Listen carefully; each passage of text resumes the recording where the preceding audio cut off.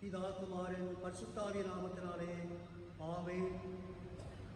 கர்த்தரை நோக்கி ஜெபம் பண்ண கடவோம். மகா இரக்கமும் அன்பும் தயவும் நிறைந்த எங்கள் பரம தகப்பனே, உம்மை போற்றுகிறோம், உம்மை வணங்குகிறோம், உம்மை ஆராதிக்கிறோம் சுவாமி. இந்த மகிழ்ச்சியான இந்த பரிசுத்தமான ஓய்வு நாளிலும் உம்முடைய பிள்ளைகளாகிய நாங்கள் இருக்கிற இடங்களில் உம்முடைய நாமத்தை நாங்கள் மகிமைப்படுத்தும்படியாக நீர் எங்களுக்கு தந்திருக்கிற சாக்கியத்துக்காக உம்மை துதிக்கின்றோம், உம்மை சோதரிக்கின்றோம் சுவாமி. இந்த தனிப்படுத்தப்பட்ட இந்த நாட்களில் நாம் எங்களுடைய குடும்பங்களில் இணைந்து கடவுளை ஆராதித்து வேதத்தை வாசித்து உம்மை குறித்து நாங்கள் தியானித்து எங்களுடைய உள்ளான மனுஷனில் வல்லமையாய் வளப்படும்படியாக நீர் எங்களுக்கு தொடர்ந்து தயவு பாராட்டி வருகிறீர். உம்மை துதிக்கின்றோம், உம்மை சோதரிக்கின்றோம் சுவாமி. கர்த்தாவே, கடந்த வாரம் முழுவதும் உடைய பிள்ளைகள் ஒவ்வொருவரையும் அதுவே கண்ணின் கருவழியைப் போல நீ பாதுகாத்து வந்திருக்கிறீர். எந்த தீங்கும் தொடாதபடி உடைய பிள்ளைகளை கண்மணியின் மேல் அடுவை நீ உயர்த்தி அடுவை நீ கரப்படுத்தி நடத்தி வந்திருக்கிறீர். நாங்கள் உமக்கு தோத்திரம் செலுத்துகிறோம் சுவாமி. கர்த்தாவே, வருகிற நாட்களிலும் தேவனுடைய வழிநடத்துதல் இருக்க முடியாது நாங்கள் சிந்திக்கிறோம். அவர்கள் அவரை நோக்கி பார்த்து பிரகாசம் அடைந்தார்கள், அவர்களுடைய முகங்கள் வெட்கப்படவில்லை என்று சொல்லி சங்கீதக்காரனை போல இந்த நாட்களில் நாங்கள் அதிகமாக உம்மை நோக்கி பார்த்து அடுவை நாங்கள் நன்மைகளை பெற்றுக்கொள்வதற்கு எங்களுக்கு நீ செய்யும்படியாக நாங்கள் செபிக்கிறோம் தகப்பனே. ஆடவே, இந்த காணொளி மூலம் ஆடவே உடைய வார்த்தைகளை கேட்கிற பார்க்கிற ஒவ்வொருவரையும் ஆடவே ஆசீர்வதித்து ஆடவே தொடர்ந்து அநேகருக்கு ஆசீர்வாதமாக நீர் பயன்படுத்த வேண்டும் என்று நாங்கள் கெஞ்சுகிறோம். உடைய நாமம் மட்டும் மகிமைப்படுவதாக. இவைகள் அனைத்தையும் அரவரட்சகர் இயேசு கிறிஸ்துவின் மூலமாய் தாழ்மையோடு வேண்டிக் கொள்கிறோம் எங்கள் நல்ல பிதாவே, ஆமேன். கடவுளுடைய நாமத்திற்கு மகிமையாக பாமாலை 267வது பாடலை நாம் சேர்ந்து பாடுவோம். போற்றும் போற்றும் புண்ணியநாதரை போற்றும் என்ற பாடலை நாம் சேர்ந்து பாடுவோம். போற்றும் போற்றும் புண்ணியநாதரை போற்றும் வானோர் கோடி பாடவும் இன்பமாய் பாரிலேயும் நாம சங்கீர்த்தனம் செய்ய மாதயாரும் வரும் ஆனந்தமாய் தேசமேய்ப்பன் கரத்தில் ஏந்து மாறு இயேசு நாத நம்மையும் தாங்குவார். போற்றும் போற்றும் தெய்வகுமாரனை போற்றும் பாதுகாத்து நித்தமும் போஷிப்பார். போற்றும் போற்றும் புண்ணியநாதனை போற்றும் பாவம் போக்க பாரினில் ஜென்மித்தார். பாடுபட்டு பிராணத்தியாகமும் செய்து வானலோக வாசலை திறந்தார். மாகத்தாவே ஸ்தோத்திரம் என்றும் என்றும் வாழ்க வாழ்க ஜெகத்து ரட்சகா. ஆருநாதா மாசனுகா பரஞ்சோதி வல்லநாதா கருணை நாயகா.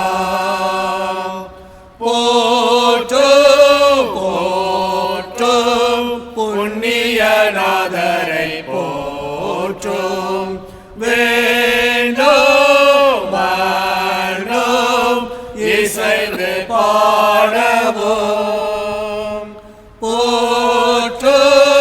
போற்றும் விபமகத்துவமாக ஆட்சி செய்வார் நித்திய காலமும்.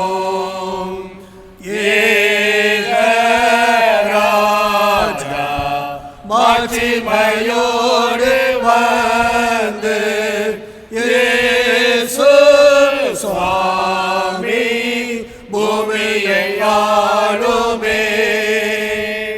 லோகம் எங்கும் நீதியின் செங்கோலை ஓச்சி ஜோதியாக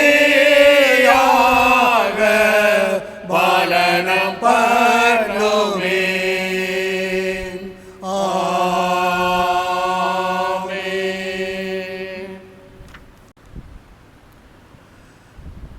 கர்த்தரும் இரட்சகருமாகிய இயேசு கிறிஸ்துவின் வெளியேறப்பெற்ற நாமத்தில் உங்கள் அனைவருக்கும் முதலாவது வாழ்த்துதலை தெரிவித்துக் கொள்கிறேன். தேவனாய கர்த்தர் ஒவ்வொரு குடும்பங்களிலும் நன்மையும் ஆசீர்வாதமும் நிறைந்த வாழ்வும் தந்திரள மனதார போற்றுகிறேன். ஆண்டவருக்கு மகிமை உண்டாவதாக. இந்த அருமையான நாட்களில் நம்முடைய இல்லங்களில் ஒன்றிணைந்து தேவாதி தேவனை நாம் ஆராதித்து அவருடைய நாமத்தை நாம் சேர்ந்து மகிமைப்படுத்துவதற்கு தேவன் நமக்கு கிருபை பாராட்டி வருகிறார். தேவனுக்கே துதி உண்டாவதாக. நாம் எந்த இடத்தில் இருந்தாலும் தேவனுடைய பிரசன்னம் நம்மிடையே இருக்கிறது. தேவனுடைய மகிமை நம்மை சூழ்ந்திருக்கிறது என்பதை நாம் அறிந்து கொள்கிறோம். ஆகவே தேவனுக்கே துதி உண்டாவதாக.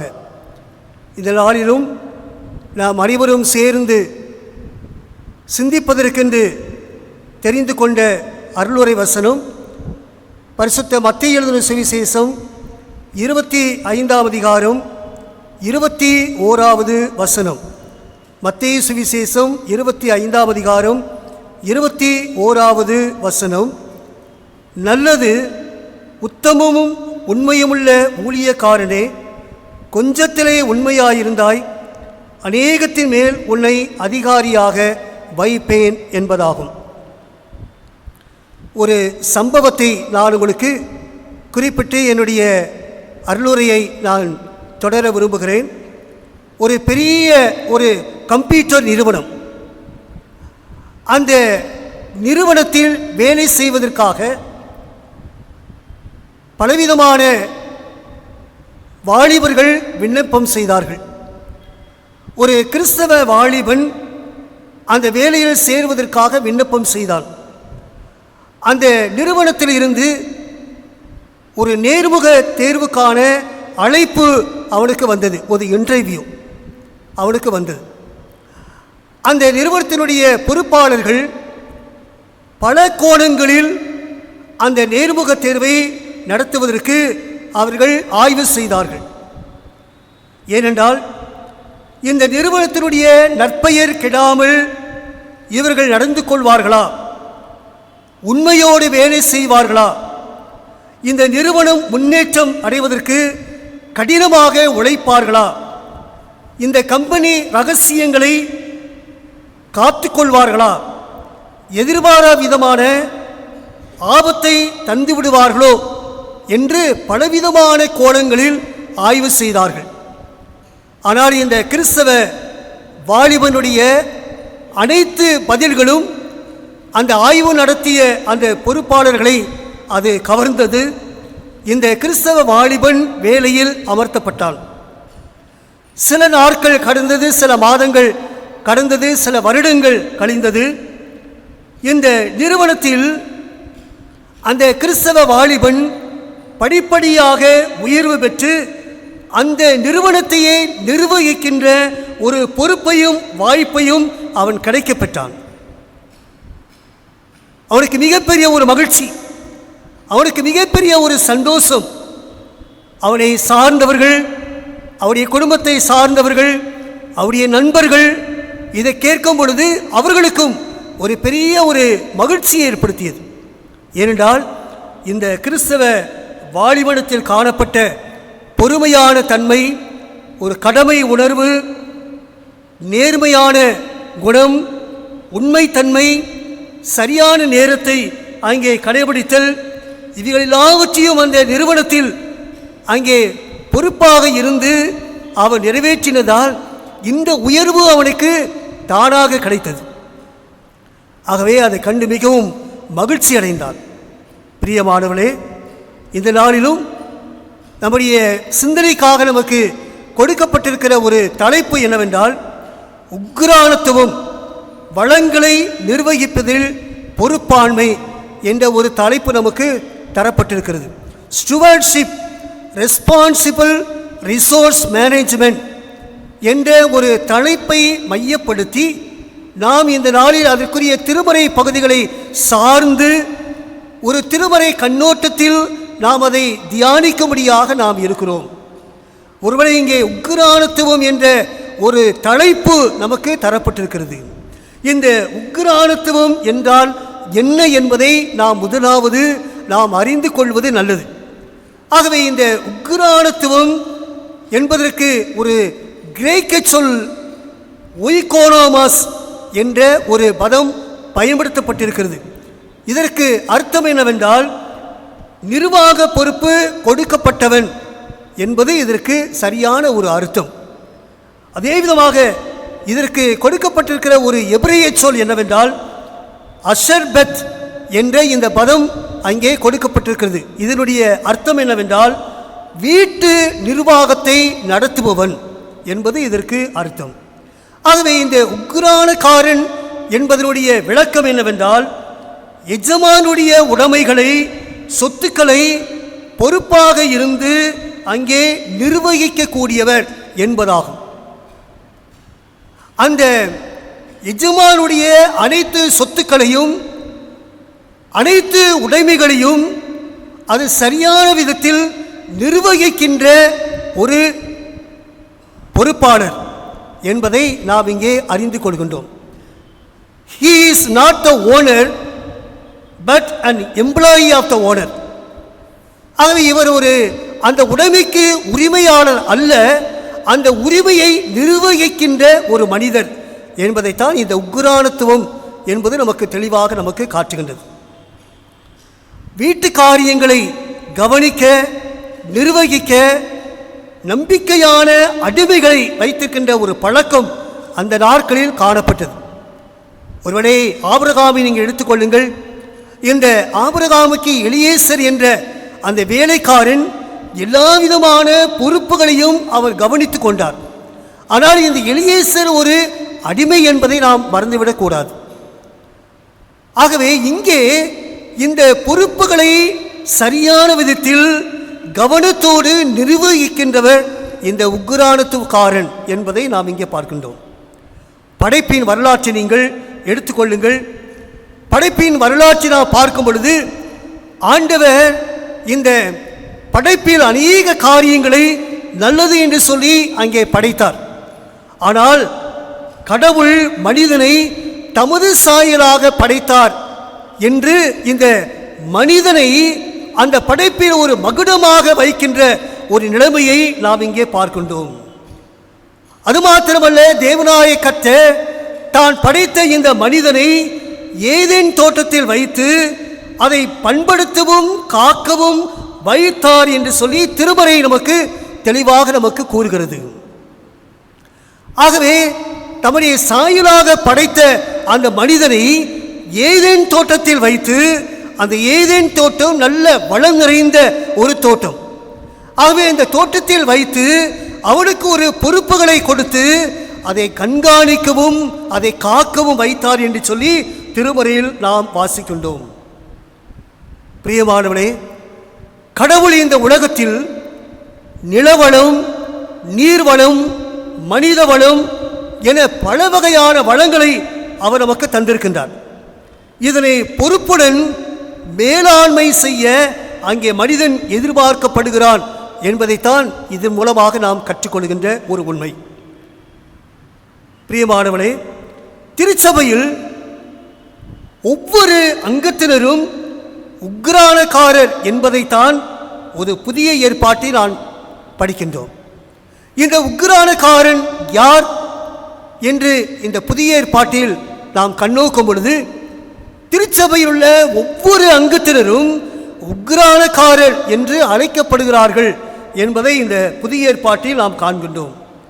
எனவே இந்த ஒவ்வொரு கிறிஸ்தவ அங்கத்தினரும் தங்கள் கடவுளுக்கு கொடுத்துள்ள அனைத்து வளங்களையும் திருச்சபையினுடைய வளர்ச்சிக்கென்றும் கடவுளுடைய பணிக்கென்றும் அங்கே கொடுக்க அழைக்கப்படுகிறோம் என்பதை இது நமக்கு ஞாபகப்படுத்துகிறது. கடவுள் நம்முடைய வாழ்க்கையில் அநேக வளங்களை நமக்கு தந்திருக்கின்றார். இந்த வளங்களை கடவுளுடைய நாமத்திற்கு மகிமையாக திருச்சபையினுடைய பணிக்கென்று அவைகளை நாம் பயன்படுத்துவதற்கு, அதை நாம் கொடுப்பதற்கு அழைக்கப்பட்டிருக்கிறோம் என்பதுதான் இன்றைக்கு நாம் புரிந்து கொள்ள வேண்டிய ஒன்று. இந்த உலகத்தில் நாம் பெற்றுள்ள அனைத்து வளங்களுக்கும் உரிமையாளர் ஆண்டவர் மட்டுமே என்று சொல்லி இந்த திருமறை அநேக இடங்களில் அதை நமக்கு சுட்டி காண்பிக்கிறது. God is the owner of all our possessions.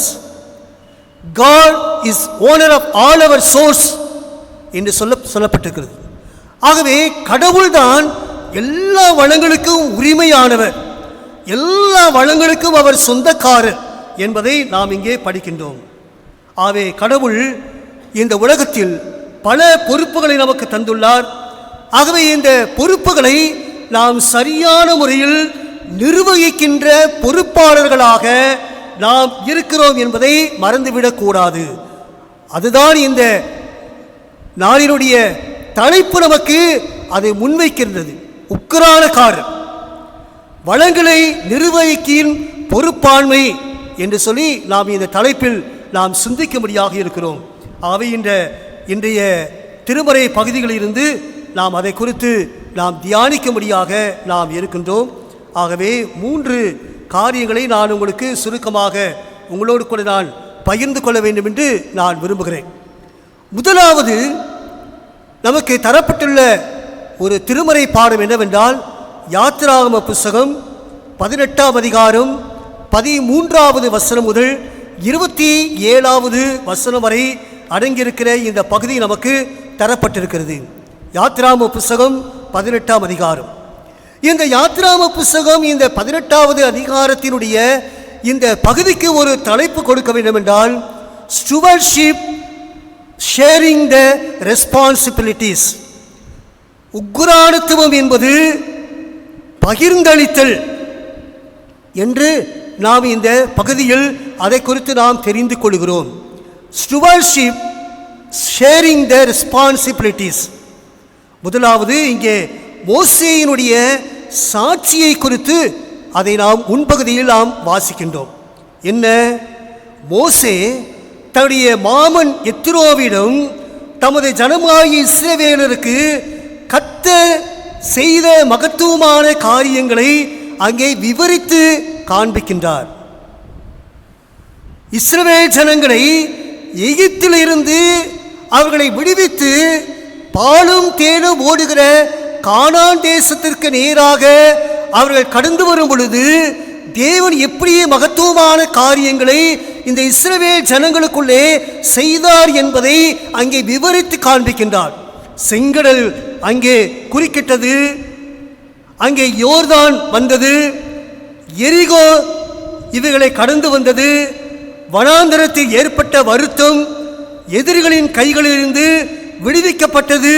இவைகள் எல்லாவற்றையும் இந்த மோசே தன்னுடைய மாமன் எத்ரோவிடம் அங்கே விவரித்து சொல்கிறான். கர்த்தர் எவ்வளவு மகத்துவமானவர், கர்த்தர் எவ்வளவு வல்லமை உள்ளவர், அவருடைய செயல்பாடுகள் எவ்வளவு அதிசயமானது என்பதை அங்கே இந்த மோசே அங்கே தன்னுடைய மாமனிடம் சொல்லுகின்ற ஒரு காரியத்தை பார்க்கின்றோம். இதை கேட்ட அந்த எத்ரோவின் மனநிலையை பாருங்கள். வேதம் என்ன சொல்லுகிறது? கர்த்தரை எல்லா தேவர்களை பார்க்கிலும் பெரியவர் என்பதை அறிந்து கர்த்தருக்கு சோத்திரம் செலுத்தி அந்த எத்திரோ பலி செலுத்தினார் என்று சொல்லி அந்த வேதத்தில் நாம் தெளிவாக வாசிக்கிறோம். ஆகவே இந்த எத்திரோ கர்த்தர் வல்லமை உள்ளவர் என்பதை தானும் அறிந்து கொண்டு கர்த்தருக்கு சோத்திரம் செலுத்தி அவன் பலி செலுத்தினான் என்று சொல்லி நாம் வாசிக்கின்றோம். இதான் மோசேயினுடைய ஒரு சாட்சி. இரண்டாவது, இந்த மோசேயினுடைய தலைமை தத்துவம் என்பதை இந்த இரண்டாவது பகுதியை நான் உங்களுக்கு குறிப்பிட வேண்டும் என்று நான் விரும்புகிறேன்.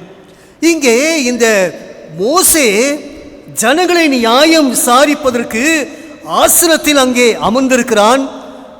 காலை தொடங்கி மாலை வரை ஏராளமான ஜனங்கள் அங்கே அந்த மோசேக்கு முன்பதாக அங்கே வந்து நிற்கிறார்கள். இதை கவனித்த இந்த மோசேயினுடைய மாமன் அங்கே இந்த மோசேக்கு ஆலோசனை கொடுக்கின்றார் என்பதை நாம் இங்கே பார்க்கின்றோம். இதை கவனித்த இந்த மோசேயினுடைய மாமன் எத்திரோவினுடைய ஆலோசனையின்படி இந்த மோசே என்ன செய்கின்றார்? ஜனங்கள் எல்லாருக்குள்ளும் அங்கே தேவனுக்கு பயந்தவர்களும் உண்மை உள்ளவர்களும் பொருளாசையை வெறுக்கிறவர்களுமான திறமையுள்ள மனிதரை தெரிந்து கொண்டு அவர்களை 1000 பேர்களுக்கு அதிபதிகளாகவும் 100 பேருக்கு அதிபதிகளாகவும் 50 பேருக்கு அதிபதிகளாகவும் 10 பேருக்கு அதிபதிகளாகவும் தலைவர்களாக்கி அவர்களிடத்தில் மோசே இந்த பொறுப்பை பகிர்ந்தளித்தார் என்று பார்க்கிறோம். ஏனென்றால் இந்த மோசேக்கு முன்பதாக அங்கே நியாயம் கிடைப்பதற்காக திரளான ஜனங்கள் அங்கே வந்து நிற்கிறதை இந்த மோசேயினுடைய மாமன் பார்க்கின்றார். இது ஒரு பெரிய சிரமமான ஒரு காரியம். அவை இது மோசேயினால் இது முடியாத ஒன்று, அது எல்லாரையும் அதை திருப்திப்படுத்த முடியாத ஒன்று என்பதை நினைத்து இந்த ஆலோசனையை கொடுக்கின்றான். மோசே இந்த ஆலோசனையின்படி அங்கே எல்லாவற்றையும் பகிர்ந்தளிக்கின்றான். அங்கே நடந்தது என்ன? மக்கள் எல்லாரும் துரிதமாக வந்து காரியம் தீர்க்கப்பட்டதை அங்கே மோசே கவனித்தான். அங்கே ஒரு மன நிறைவும் ஏற்பட்டது. மக்கள் எல்லாரும் மன நிறைவோடு அங்கே சென்றார்கள். மன நிறைவோடு சென்றார்கள். பிரியமானவர்களே, மூன்றாவது ஒரு பகுதியினால் உங்களுக்கு குறிப்பிட வேண்டும் என்றால் மோசேயிடமிருந்து நாம் கற்றுக்கொள்ள வேண்டியது. இந்த மோசேயிடமிருந்து நாம் கற்றுக்கொள்ள வேண்டியது என்னவென்றால், இந்த மோசேயினுடைய தலைமை தத்துவம் எவ்வளவு சிறப்பானது. இந்த மோசேயினுடைய தலைமை தத்துவத்தில் அங்கே பொறுப்புகளை பகிர்ந்தளித்ததன் மூலமாக அங்கே ஒரு பெரிய ஒரு மன நிறைவு ஏற்படுவதை அங்கே நாம் பார்க்கிறோம். ஆகவே இந்த மோசேயினுடைய தலைமைத்துவ பொறுப்பில் அவர் நல்ல பண்புள்ள தலைவர்களை தனக்கு உதவியாக நியமித்தார் என்று பார்க்கிறோம். பொறுப்புகளை அங்கே பகிர்ந்தளிக்கின்றார் என்று பார்க்கிறோம். தனக்கு கீழே இருக்கும் தலைவர்களை அவர் கண்காணிக்கிறார் என்று சொல்லி நாம் இங்கே பார்க்கின்றோம். ஆகவேதான் அது சிறப்பான விதத்தில் அது நடைபெற்றது என்பதை நாம் அங்கே வேதத்தில் தெரிந்து கொள்கின்ற ஒரு காரியம். பிரியமானவர்களே, இன்றைய சமூகத்திலும் இன்றைய திருச்சபையிலும் இந்த கடவுளுக்கு பயந்து உண்மையோடு பொறுப்பை நிறைவேற்றுகிற நற்பண்பு உடையோர் அவசியம் தேவை என்பதை இது மூலமாக நாம் கண்டு கொள்கின்றோம். ஆகவே திருச்சபையினுடைய வளர்ச்சி என்று சொல்லும் பொழுது, அது இந்த சமூகத்தினுடைய வளர்ச்சி என்று நாம் சொல்லும் பொழுது, கடவுளுக்கு பயந்தவர்கள், கடவுளுக்கு உண்மை உள்ளவர்கள், நல்ல நற்பண்புள்ள தலைவர்கள் எழும்ப வேண்டும். அவரிடத்தில் இந்த பொறுப்புகளை நாம் கொடுக்கும் பொழுது கடவுளுக்கு பயந்து இந்த பொறுப்புகளை அவர்கள் நிறைவேற்றுகிறார்கள் என்று சொல்லி நாம் அறிந்து கொள்கின்றோம். ஆகவே இப்படிப்பட்ட தலைவர்கள் எழும்ப வேண்டும். இப்படிப்பட்ட பொறுப்புள்ளவர்கள் திருச்சபைக்குள்ளே அவர்கள் வளர வேண்டும் என்பதைத்தான் இந்த முதல் பகுதியில் இருந்து நாம் அதை குறித்து நாம் அறிந்து கொள்கின்றோம். ஆகவே இதற்கென்று நம்மை அர்ப்பணம் செய்வோம். இதற்கென்று நாம் அர்ப்பணம் செய்வோம். இதான் முதல் பகுதியில் நாம் பார்க்கின்ற ஒன்று. ஆகவே இந்த உக்கிரானத்துவம் என்பது என்ன? பொறுப்புகளை பகிர்ந்தளித்தல், ஸ்டுவர்ஷிப், ஷேரிங் த ரெஸ்பான்சிபிலிட்டிஸ். இரண்டாவது ஒரு திருமறை பாடமாக நான் உங்களுக்கு முன்வைக்கின்ற ஒரு பகுதி என்னவென்றால் 2 கொரிந்தியர் 8ஆம் அதிகாரம் 1 முதல் 15 வசனங்களை நான் உங்களுக்கு முன்பதாக வைக்க விரும்புகிறேன். 2 கொரிந்தியர் 8ஆம் அதிகாரம் 1 முதல் 15 வசனங்கள். இந்த பகுதிக்கு ஒரு தலைப்பு கொடுக்க வேண்டும் என்றால், உக்கிரானத்துவம் என்பது மற்றவர்கள் மேல் உள்ள கரிசனையை வெளிப்படுத்துவது. ஸ்டுவர்ஷிப், கேரிங் ஃபார் அதர்ஸ், மற்றவர்கள் மேல் ஒரு கரிசனை படுவது என்பதைத்தான் இந்த 2வது திருமறை பாடமாக அதை நாம் கற்றுக்கொள்கின்றோம். இங்கே நாம் எல்லாருக்கும் தெரியும், மக்கோதனியா திருச்சபையாரை குறித்து சொல்லப்பட்டிருக்கிறது. இங்கே பவுலடிகளார் இந்த மக்கோனியா திருச்சபையாருடைய நற்பண்புகளை குறித்து அங்கே குறிப்பிடுகின்றார். அங்கே முக்கியமாக நாம் தெரிந்து கொள்ள வேண்டியது என்னவென்றால், எருசலேம் நகரில் உள்ள ஏழை மக்களுக்காக உதவி செய்ய வேண்டும் என்று மக்கோதனியா மக்கள் தங்கள் வறுமையிலும் உபத்திரவத்திலும் அங்கே கொடுத்து மகிழ்ந்தார்கள் என்று பார்க்கிறோம். அங்கே பவுலடிகளார் அங்கே ஒரு அறிவிப்பை அங்கே கொடுக்கின்றார். எருசலேமில் உள்ள ஏழை மக்கள் அங்கே கஷ்டப்படுகிறார்கள், அவர்களுக்கு உதவி செய்ய வேண்டும் என்று சொல்லி சொன்ன பொழுது, இந்த மக்கோதனியா மக்கள் எல்லாரும் தங்கள் வறுமையிலும் உபத்திரவத்திலும் அங்கே கொடுத்து மகிழ்ந்தார்கள் என்று நாம் இங்கே பார்க்கிறோம். அது மாத்திரமல்ல, அவர்கள் எப்படி கொடுத்தார்கள்? சந்தோஷத்துடன் பகிர்ந்தளித்தார்கள். தங்கள் திராணிக்கு மிஞ்சி அவர்கள் பகிர்ந்தளித்தார்கள். தங்களையே கடவுளுக்காய் அர்ப்பணித்து பகிர்ந்தளித்தார்கள் என்று நாம் இங்கே பார்க்கிறோம். இதுதான் முக்கியமான ஒன்று. இந்த மக்கோதனியா திருச்சபை மக்கள் கொடுத்தது மாத்திரமல்ல, அந்த எருசலேமில் உள்ள ஏழை மக்கள் மேல் கரிசனை கொண்டார்கள். அவர்களுக்கு உதவிட வேண்டும் என்று சொல்லி தங்களுடைய உள்ளத்தில் அந்த எண்ணத்தை வருவித்துக் கொண்டார்கள். இதுதான் முக்கியமான ஒன்று. அப்படி இல்லாட்டி அவர்களுக்கு கொடுப்பதற்கு மனது இருந்திருக்காது. ஆகவே இதைத்தான் இங்கே பவுல் சொல்கின்றார். அவர்கள் எல்லாவற்றையும் கொடுத்தார்கள், தங்களையும் அர்ப்பணித்து அங்கே பகிர்ந்தளித்தார்கள் என்று சொல்லி அங்கே பவுல் அங்கே குறிப்பிடுகின்றார். பிரியமானவர்களே, கடவுள் அனைத்து வளங்களுக்கும் உடைமைகளுக்கும் ஆதாரமானவர். நாம் கடவுளிடம் இருந்து பெற்ற உடைமைகள் நமக்குரியது மாத்திரமல்ல, நம்மை சுற்றி வறுமையில் வாழுகின்ற, அடிப்படை தேவைகள் இல்லாது வாழுகின்ற மக்களுக்கும் அது பகிர்ந்தளித்து நல்லது என்பதைத்தான் இந்த 2வது திருமறை பாடத்தில் இருந்து நாம் கற்றுக்கொள்கின்ற ஒரு காரியம். இதன் மூலமாக அவருடைய உள்ளத்தில் பெற்றுக்கொள்கின்ற ஒரு சந்தோஷம், ஒரு மகிழ்ச்சி, அது நம்மையும் அதை மகிழ்ச்சிப்படுத்துகிறது. அந்த எருசலேமில் உள்ள ஏழை மக்களுடைய உள்ளத்தையும் அது மகிழ்ச்சிப்படுத்தியது. அவளுக்கு உதவி செய்த இந்த மக்கோதனியா திருச்சபையுடைய மக்களுடைய உள்ளத்தையும் அங்கே மகிழ்ச்சிப்படுத்தியது, சந்தோஷப்படுத்தியது என்பதை நாம் அறிந்து கொள்கின்றோம். உங்கள் எல்லாருக்கும் ஒன்றை நான் குறிப்பிட வேண்டும்.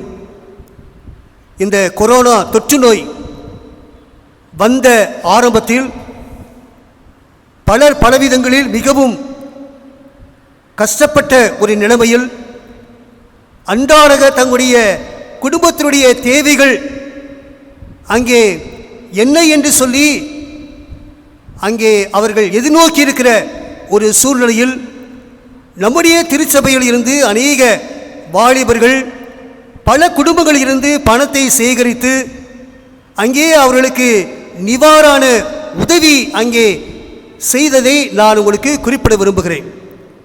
ஆகவே அநேகர் பலவிதங்களில் உதவி செய்தார்கள். மறைமுகமாகவும் நேரடியாகவும் பலவிதங்களில் அவர்கள் உதவி செய்தார்கள். ஆகவே பல மக்களுக்கு, துப்புரவு பணியாளர்கள் மட்டுமல்ல, அநேக ஏழை குடும்பங்களுக்கு இந்த உதவிகள் செய்திட அது நமக்கு ஒரு வாய்ப்பு கிடைத்தது. அதனால் என்ன என்று சொல்லி ஒருவேளை நீங்கள் நினைக்கலாம். அவருடைய உள்ளங்கள் மிகவும் சந்தோஷமடைந்தது. அதை கேள்விப்படும் பொழுது நம்முடைய உள்ளங்களும் அது மிகவும் சந்தோஷமடைந்தது என்பதைத்தான் உங்களுக்கு நான் குறிப்பிட விரும்புகிறேன். ஆகவே இதைத்தான் இந்த மக்கோதனியா திருச்சபை மக்கள் அதை அங்கே அவர்கள் செய்தார்கள் என்று நாம் இங்கே பார்க்கிறோம். பிரியமானவர்களே, தேவையில் உள்ளோருக்கு, அதாவது பணம், அனுபவம், அறிவு, இதை பகிர்ந்து கொடுக்க ஒவ்வொருவரும் உதவுதல் அவசியமாக அது காணப்பட வேண்டிய ஒன்று. இது எப்போது சாத்தியமாகும்?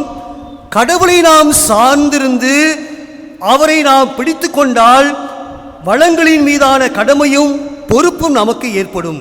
அதனால் அனைத்து உயிரினங்களுக்கும் அது நலமுடன் வாழுகின்ற ஒரு ஆசீர்வாதம் கிடைத்திடும் என்பதை நாம் மறந்துவிடக்கூடாது. அவை இவ்விதமாக நாம் செய்வதற்கு ஆயத்தமாக இருக்கிறோமா என்பதை இன்றைக்கு நாம் சிந்திப்போம். அவை உக்ரானத்துவம் என்பது கரிசனையோடு செயல்படுவது, ஸ்டுவர்ஷிப், கேரிங் ஃபார் அதர்ஸ். மூன்றாவது ஒரு திருமறை பாடத்தை நான் உங்களுக்கு குறிப்பிட வேண்டும் என்று நான் விரும்புகிறேன். அது மத்தேயு சுவிசேஷம் 25ஆம் அதிகாரம் 14வது வசனம் தொடங்கி 30வது வசனம் வரை அடங்கியிருக்கிற இந்த பகுதிகளை நான் உங்களுக்கு சுட்டி காண்பிக்க வேண்டும் என்று நான் விரும்புகிறேன். இங்கே ஒரு ஓமை சொல்லப்பட்டிருக்கிறது. எல்லாருக்கும் இது தெரியும்.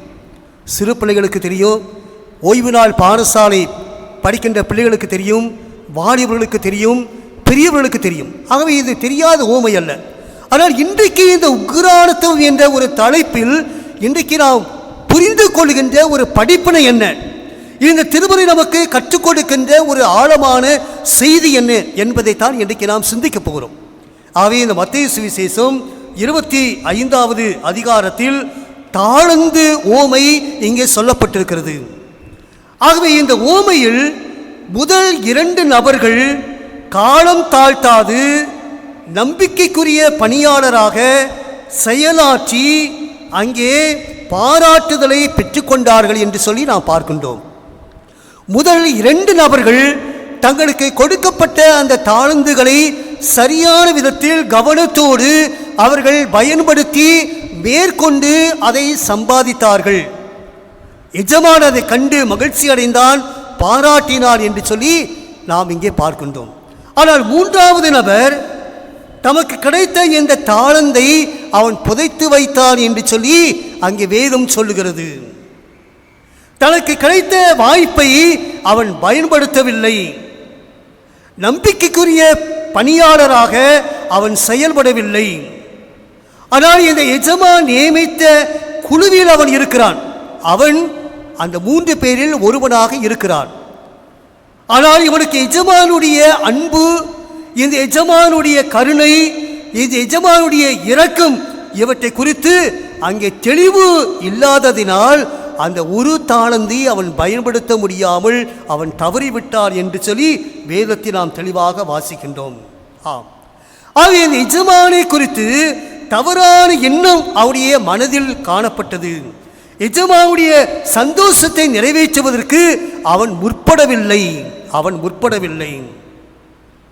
அவனுடைய சொந்த வழியில் அவன் போக முற்பட்டான் என்று சொல்லி அந்த 3வது நபரை குறித்து நாம் வாசிக்கின்றோம். தன்னுடைய எஜமானை குறித்து அவன் சரியாக புரிந்து கொள்ளவில்லை. தன்னுடைய எஜமானை குறித்து அவன் சரியாக உணர்ந்து கொள்ளவில்லை. தன்னுடைய எஜமானுடைய அன்பை குறித்து, அங்கே அவனுடைய கருணையை குறித்து, அவனுடைய இரக்கத்தை குறித்து அவன் புரிந்து கொள்ளவில்லை என்று சொல்லி நாம் இங்கே பார்க்கிறோம். He did not recognize his master's intention. அவன் தன்னுடைய எஜமானுடைய உள்ளான ஆழமான அவனுடைய விருப்பத்தை அவன் புரிந்து கொள்ள தவறிவிட்டான். ஆகவேதான் லூக்கா சுவிசேஷத்தில் நாம் வாசிக்கிறோம், கவனமில்லாதவனுக்கு அவனிடத்தில் உள்ளதும் எடுத்துக்கொள்ளப்படும் என்று அங்கே சொல்லப்பட்டிருக்கிறது. உள்ளவன் எவனோ அவனுக்கு கொடுக்கப்படும், பரிபூரணமும் அடைவான். இல்லாதவனத்தில் இருந்து உள்ளதும் எடுத்துக்கொள்ளப்படும் என்று வேதம் சொல்லுகிறது. ஆகவே இந்த 3வது நபரிடத்தில் நம்பகத்தன்மை, உண்மைத்தன்மை இருந்ததாக தெரியவில்லை. ஆகவே இயேசு இந்த ஓமையில் ஒரு எச்சரிப்பு அங்கே கொடுக்கின்றார். பிரயோஜனமற்ற ஊழியக்காரனை புறம்பான இருளிலே தள்ளி போடுங்கள், அங்கே அழுகையும் பற்கடிப்பும் உண்டாயிருக்கும் என்று சொல்லி நான் வாசிக்கிறோம். பாருங்க, அவனுக்கு கிடைத்த ஒரு காரியத்தை பாருங்க, ஒரு பெரிய தண்டனையை பாருங்க, பரிதாபம். ஆகவே இவனுக்கு கிடைத்த அந்த தாளந்தை அவன் சரியான விதத்தில் பயன்படுத்துவதற்கு, உபயோகப்படுத்துவதற்கு, எஜமானுடைய விருப்பத்தை நிறைவேற்றுவதற்கு அவன் தவறிவிட்ட ஒரு மனிதன். அதைத்தான் இங்கே பார்க்கின்றோம். இந்த உலகத்தில் ஆண்டவர் நமக்கு அநேக தாளந்துகளை நமக்கு தந்திருக்கின்றார். ஆகவே இந்த தாளந்துகளை நாம் பொறுப்போடு பயன்படுத்த வேண்டும். அது கடவுளுடைய பார்வையில் அது உகந்ததாக இருக்கிறது என்பதை நாம் அறிந்து கொள்கின்றோம். கடவுள் நமக்கு கிருபையாக கொடுத்திருக்கின்ற வளங்களை உண்மையுடன் சரியான முறையில் பயன்படுத்த எதிர்பார்க்கப்படுகிறோம் என்பதைத்தான் இந்த ஓமையின் மூலமாக நாம் கற்றுக்கொள்கின்ற ஒன்று. அப்படி செய்பவருக்கு பரிசும் மேன்மையான ஒரு காரியமும் கிடைக்கிறது என்பதை இங்கே நாம் கற்றுக்கொள்கின்றோம். நம்முடைய உண்மைத்தன்மை, நாம் வளங்களை எப்படி பயன்படுத்துகிறோம் என்பதிலேயே வெளிப்படுகின்ற ஒன்று. அவை இது ஆண்டவர் எச்சரிப்பாக கொடுப்பதைப் போல ஒரு எச்சரிப்பையை நாம் மறந்துவிடக்கூடாது. ஒரு நாள் ஆண்டவர் வந்து நம்மை நியாயம் விசாரிப்பார், அவர் கணக்கு கேட்பார். மனிதர் நாம் நற்கிரியைகளை கண்டு பரலோகத்திற்கிற பிதாவை மகிமைப்படுத்த வேண்டும் என்று சொல்லி நாம் அதற்கு ஏற்ற விதமாக நம்மை ஆயத்தப்படுத்திக் கொள்ள வேண்டும், நம்மை பக்குவப்படுத்திக் கொள்ள வேண்டும். இதுதான் இந்த ஊமையின் மூலமாக எச்சரிப்பாக நமக்கு தரப்படுகின்ற ஒரு செய்தி. ஆண்டவர் ஒரு நாளில் வரப்போவது உண்மை. வெட்டுக்கிளி வருதோ வரலையோ, தொற்று நோய் இன்னும் அதிகமாக கூடுதோ இல்லையோ, அது வேறு விஷயம். ஒருவேளை இதை குறித்து அநேகர் சொல்லுகின்ற ஒன்று, ஆண்டவர் வருவதற்கு அது ஒரு அடையாளம் என்று சொல்லுகின்றார்கள். ஆனால் ஆண்டவர் சீக்கிரமாக வரப்போகிறார். ஆண்டவர் எப்பொழுது வருவார் என்று சொல்லி நமக்கு தெரியாது. ஆனால் ஆண்டவர் நியாயம் தீர்க்க வரப்போகிறார், அவர் கணக்கு கேட்பார். ஆகவே நாம் எப்படி இருக்க போகிறோம் என்பதைத்தான் இன்றைக்கு நாம் சிந்திக்க வேண்டிய ஒன்றாக நாம் இங்கே இருக்கின்றோம். ஆகவே பகிர்தல், அன்பு செய்தல், இரக்கம் செய்தல், நீதி செய்தல், பிற நலனில் அக்கறை கொள்ளுதல் போன்ற குணங்களை நாம் மக்களுக்கு ஆண்டவர் நமக்கு தந்திருக்கின்றார். இந்த வளங்களையெல்லாம் நாம் ஆண்டவருடைய நாம மகிமைக்கென்றும் நாம் இந்த சமுதாயத்தினுடைய பயன்பாட்டிற்கென்றும் அதை நாம் பயன்படுத்த வேண்டியவர்கள் என்பதை நாம் மறந்துவிடக்கூடாது. இவைகளை நாம் செய்யும் பொழுது பரலோக ராஜ்யத்திற்குரிய தகவுகளை நாம் பெற்றுக்கொள்ள முடியும். பரலோக ராஜ்யத்திற்குரிய தகவுகளை நாம் பெற்றுக்கொள்ள முடியும். இங்கே இந்த மூன்றாவது குறிப்பு உக்ரானத்துவம் என்பது நாம் உண்மையோடு சேவை செய்தல், ஸ்டுவர்ஷிப், சர்விங் வித் ஃபெய்த்ஃபுல், உண்மையோடு சேவை செய்தல் என்பதைத்தான் இங்கே பார்க்கின்றோம். இதைத்தான் இந்த மூன்று காரியங்களை நாம் இங்கே வேதத்திலிருந்து நாம் அதை குறித்து நாம் அதிகமாக நாம் கற்றுக்கொள்கின்றோம். உக்ரானத்துவம் என்பது நம்முடைய பொறுப்புகளை பகிர்ந்தளித்தல்.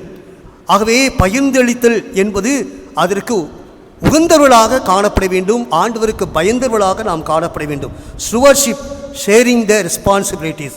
இரண்டாவது, இந்த உக்ரானத்துவம் என்பது மற்றவர்கள் மேல் கரிசனை கொள்ளுதல், த ஸ்டுவர்ஷிப் கேரிங் ஃபார் அதர்ஸ். மூன்றாவது, இந்த உக்ரானத்துவம் என்பது நாம் உண்மையோடு நாம் சேவை செய்தல், ஸ்டுவர்ஷிப், சர்விங் வித் ஃபெய்த்ஃபுல் என்று இந்த மூன்று காரியங்களை நாம் இன்றைக்கு நாம் சிந்தித்திருக்கிறோம். திருச்சபைக்குள்ளே இந்த உக்ரானத்துவ பொறுப்போடு நாம் ஒவ்வொருவரும் செயல்பட ஆண்டவர் நமக்கு உதவி செய்வாராக. ஆண்டவருடைய ஆசீர்வாதங்களை நாம் பெற்று ஆண்டவருடைய நாம மகிமைக்கென்று நாம் அதை செலவிட ஆண்டவர் தொடர்ந்து நம்மை வழிநடத்துவாராக. ஆண்டவருக்கே துதி உண்டாவதாக, ஆண்டவருக்கே மகிமை உண்டாவதாக. ஆமேன், ஆமேன். ஜெபம் செய்வோம்.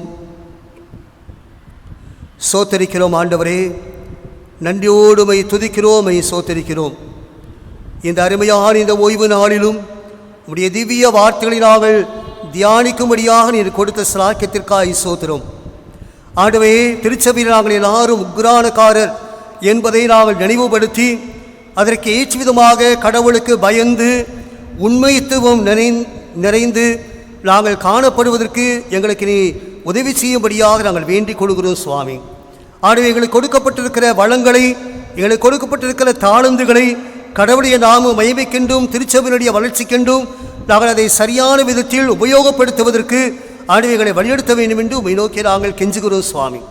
ஆண்டவே, இந்த காணொளியின் மூலம் ஆண்டவே இந்த செய்தியை கேட்கிற பார்க்கிற ஆண்டவே ஒவ்வொருவரும் உக்ரானக்காரர் என்பதை புரிந்து கொண்டு ஆண்டவே இருக்கிற இடங்களில் இந்த சமுதாயத்தில் கடவுளை பிரதிபலித்து காட்ட, ஆண்டவே கடவுளை ஆண்டவை உயர்த்தி காண்பிக்க, பரலோக ராஜ்யத்திற்கென்று தங்களை தகுதிப்படுத்திக் கொள்ள, ஆண்டவரே கடவுள் நியாயம் தீர்க்கும் பொழுது அவருக்கு முன்பதாக சரியான விதத்தில் நம்மை நிறுத்துவதற்கு நம்மை தகுதிப்படுத்திக் கொள்ள ஆண்டவே தொடர்ந்து வழிநடத்த வேண்டும் என்று நாங்கள் கெஞ்சுகிறோம் சுவாமி. ஆண்டவே, நன்றியோடு சோத்திரம். ஒவ்வொரு குடும்பங்களையும் ஆசீர்வதிப்பீராக. ஒவ்வொரு குடும்பத்தினுடைய தேவைகளையும் நிறைவாக்கி தரும்படியாக நாங்கள் செபிக்கிறோம். ஆண்டவே, இந்த தொற்று நோய் யாருக்கும் எந்த விதத்திலும் பாதிப்பை உண்டாக்காதபடி காத்துக்கொள்ளும். மருத்துவமனையில் சிகிச்சை பெற்று வருகின்ற ஒருவரும் நல்ல குணமடைந்து சாட்சி பகர நீ உதவி செய்யும். இப்படி நாமும் மட்டும் மகிமைப்படுவதாக. துதி கன மகிமை உமக்கே செலுத்துகிறோம். அருமரட்சகர் இயேசு கிறிஸ்துவின் மூலமாய் தாழ்மையோடு வேண்டிக் கொள்கிறோம் எங்கள் ஜீவனுள்ள பிதாவே. ஆமேன், ஆமேன். தேவனுடைய இரக்கமுள்ள கிருபைக்கும் தயவுள்ள பராமரிப்புக்கும் தெய்வீக சமாதானத்திற்கும் உங்களை ஒப்புவிக்கிறோம். நம்முடைய ஆண்டவராய் இயேசு கிறிஸ்துவுடைய கிருபையும் பிதாவாகிய தேவனுடைய அன்பும் பரிசுத்த ஆவியானுடைய அன்புடன் ஐக்கிய வலியுறுத்துதலும் ஆசீர்வாதமும் நாம் அனைவரோடும் இன்றும் இன்றும் சதா காலங்களிலும் நிலைத்திருப்பதாக. ஆமீன், ஆமீன். நிறைவு பாடலாக நாம் யாவரும் புத்தெழுச்சி பாடல் 78வது பாடல் இயேசுராஜனின் திருவடிக்கு சரணம் சரணம் சரணம் என்ற பாடலை நாம் பாடும்.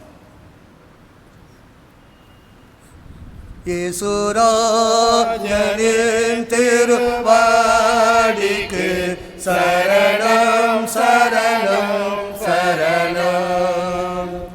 ஆத்மநாதனின் மலரடிக்கு சரணம் சரணம் சரணம். பார்ப்போற்றும் துய துய தேவனே மேராஜாவே எங்கள் நாதனே பயம் நீக்கும் துணையாவும் ஆனீரே சரணம் சரணம் சரணம். இயேசுராஜனின் திருவடிக்கு சரணம் சரணம் சரணம். பலவீனம் யாவும் போக்கும் வல்லோரே பலனடைந்து வலக்கரம் பிடிப்பீரே. ஆவியாத்ம சரீரத்தை படைக்கிறே சரணம் சரணம் சரணம். இயேசுராஜனின் திருவடிக்கு சரணம் சரணம் சரணம். உந்தன் சேத்தம் செய்யாருமே என சேத்தம் யாவும் என்றும் ஒளிப்பீரே. சொந்தமாக ஏற்று என்னை ஆட்கொள்ளும் சரணம் சரணம் சரணம். இயேசுராஜனின் திருவடிக்கு சரணம் சரணம் சரணம். ஆத்மநாதனின் மலரடிக்கு சரணம் சரணம் சரணம். சங்கீதக்காரரோடு நாம் இணைந்து கடவுளுக்கு நாம் நன்றி சொல்லுவோம். என் ஆத்துமாவே கர்த்தரை சோத்திரி, என் முழுவதும் பசுத்த நாமத்தை சோத்திரி. என் ஆத்துமாவே கர்த்தரை சோத்திரி, அவர் செய்த சகல உபகாரங்களையும் மறவாதே. ஆமீன். தேவ சமாதானம் அனைவரோடும் இருப்பதாக. ஆமீன், ஆமீன்.